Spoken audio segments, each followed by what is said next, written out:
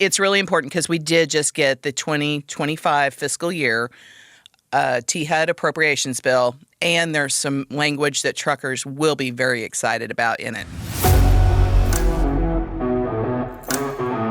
Landline Now. Welcome back. It's time for another look at the important news of the week in a Landline Media Roundtable. I'm Mark Reddick, filling in for Scott Thompson, and I'm joined by Landline Magazine Managing Editor Jamie Jones and the magazine's Senior Editor Mark Schremer. Hey, thanks to both of you for joining me. Hey, you're welcome, Mark. Yeah, glad to be here. Okay, so the big news this week, and it doesn't sound exciting when you say what it is the annual appropriations bills. It gets exciting when you get into what happens in those bills. And a lot of it is just, as you said, Jamie, there aren't a lot of chances to get things passed. No, there really aren't. And that's typical with any Congress, especially heading into a presidential election. We just see things in D.C. just grind to a halt. I don't know how things can grind anymore to a halt when they're already stopped, but that's where we are right now. And so, we've had some really exciting legislation introduced by different lawmakers. I mean, a lot of stuff that really has the interest of truck drivers, at heart. But a standalone bill in a very efficient Congress that is actually working across the aisle and all of that, that is still a big hill to climb. And so, the way things tend to happen, we have had standalone bills passed. I mean, I'm not saying it's impossible, but it's definitely tougher. So what you have happen is they'll take all of these different pieces of legislation and roll them into a bigger bill. We see it with the highway trust or the highway bill, every 5-7 years, whenever we're due another one. That's one way that we see that happen. But the one thing, everybody talks about there's two things you can count on, death and taxes. Well, there's one more. They're leaving out a third. It's the appropriations bill is eventually going to get passed. It's the one thing that you can count on Congress to do. They won't do it on time. There will probably be continuing resolutions. It's probably going to be ugly, but they'll get it done. And, I don't know about that bumper sticker, though. Death, taxes, and appropriation bill. Yeah. We'll Once again, doesn't sound exciting. It doesn't. But, I mean, it's truthfully what happens. And so, you do, the policy geek in us, especially when the appropriations bill, which my inner 13-year-old boy can't help but laugh every time. It's the Transportation, Housing, and Urban Development Appropriations Bill.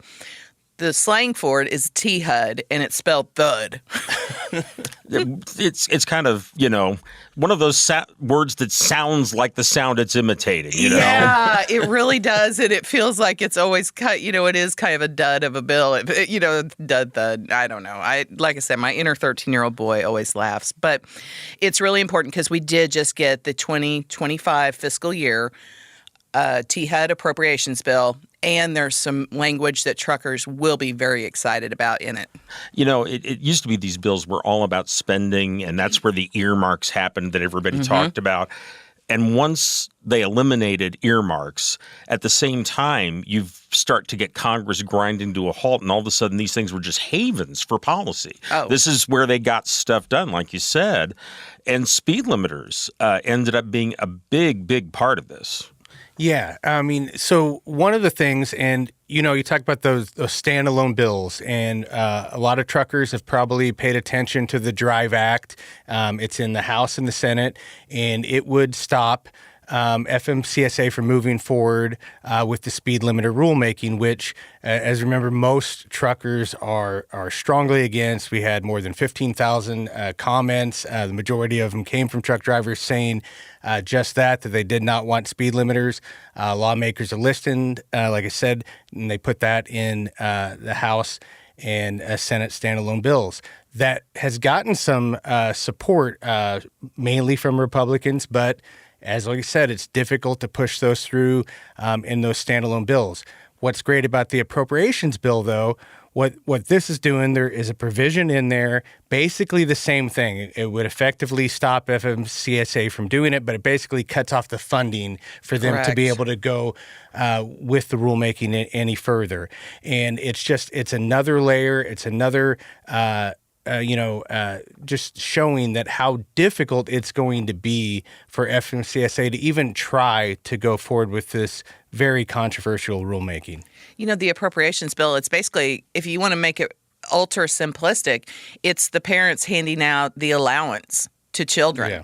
And so that's exactly what it's like. Congress, I want to go to the store and buy candy. Yes. No, you can't. I'm not giving you the money. Exactly. Yeah. And the one thing so it's an annual bill and you're like, okay, so that's good for a year.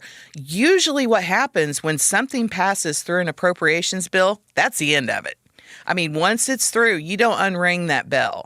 And so this is a very big move to see this in the 2025 appropriations bill. I love that analogy because it basically is like saying, is that really the best thing you can be using your money on, FMCSA? Because when you look at it, if, like I said, back in 2022, they put out this supplemental advance notice of proposed rulemaking, basically kicking the tires. That was a lot of words. Exactly. But it just kind of, they're kicking the tires in this idea of reviving a rule all the way back from 2016 that they've tried for years and years and years of this idea of putting speed limiting devices on commercial motor vehicles and slowing them down way below the general flow of traffic of passenger vehicles. And truckers, to no surprise, have said it's a bad idea.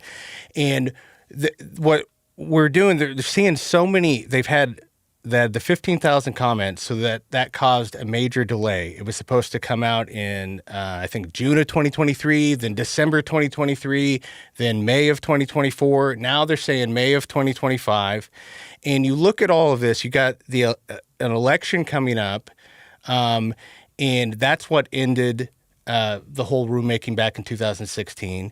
You have the Supreme Court just made the Chevron decision, which now puts less control for federal agencies to do this sort of thing. And if you remember, this is not a directive from Congress. Exactly. A lot of these rulemakings, they're doing it because Congress said so. Generally in a ELDs, highway bill. for Exactly. example. Yeah. And they had to do it. And that's not what happened with speed limiters. They're doing this on their own.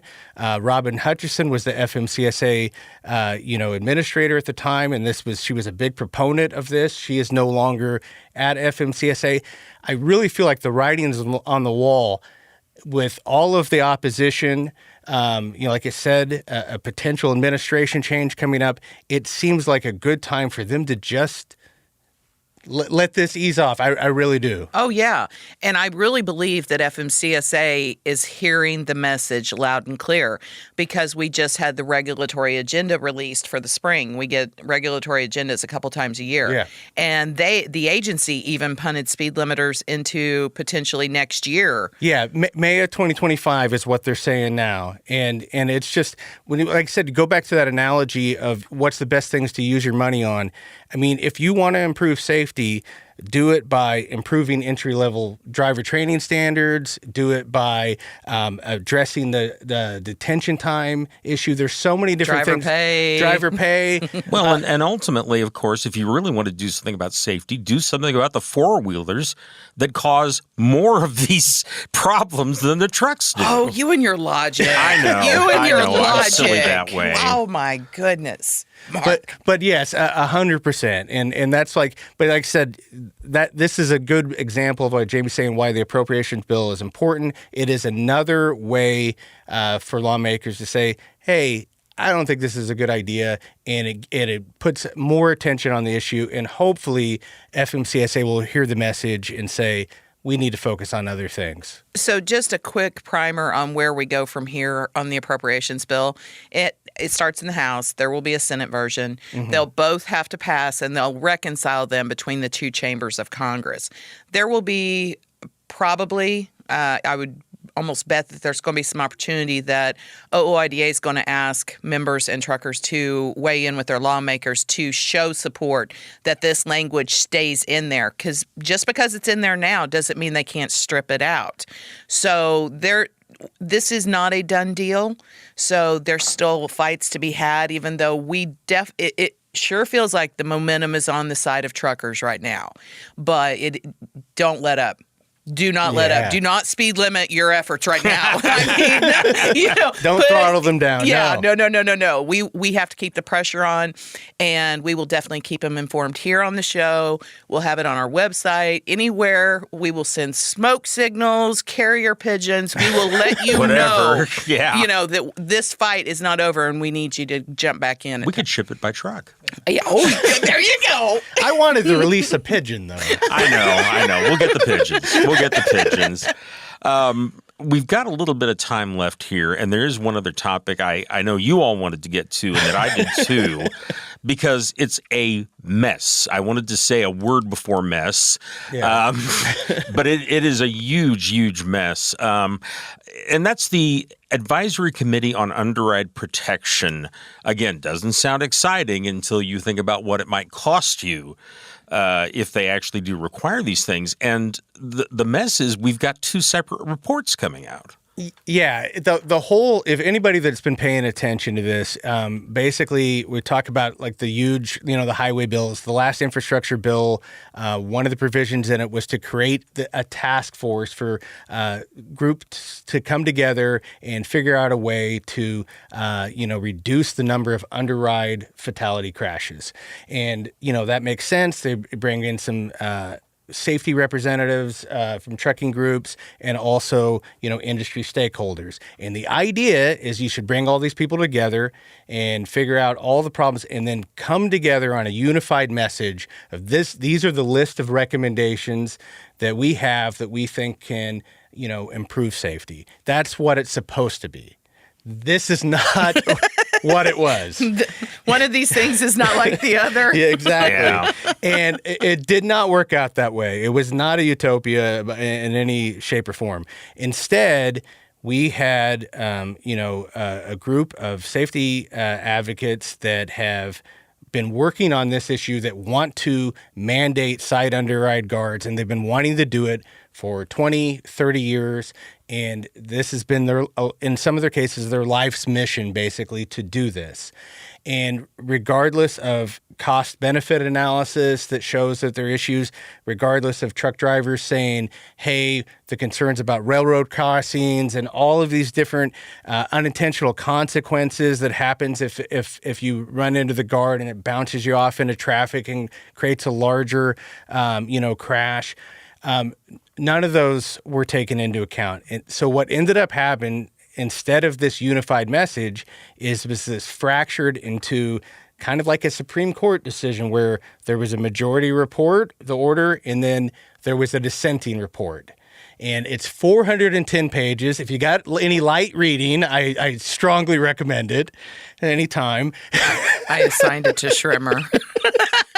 I'm just thinking, why don't you just read Webster's dictionary? I mean, so, but yeah, it's 410 pages, and and basically what ends up coming out of it, I'm sure that the agency, it's going to be like the parent, the kids are arguing in the back seat, and they just want them to be quiet rather than hearing any of it at the end of the day. I don't think anything is going to come out of it because instead of working together, it ended up just becoming this kind of messy argument. Well, we have run out of time. I know we could talk more about this because this thing, I love talking about big messes, and this is certainly something that attracts me. But in the meanwhile, I want to thank you both for joining me. Hey, you're welcome, Mark. Yeah, thank you. I've been talking with Landline Magazine Managing Editor Jamie Jones and the magazine's Senior Editor Mark Schremer. And folks, you can read more at landline.media.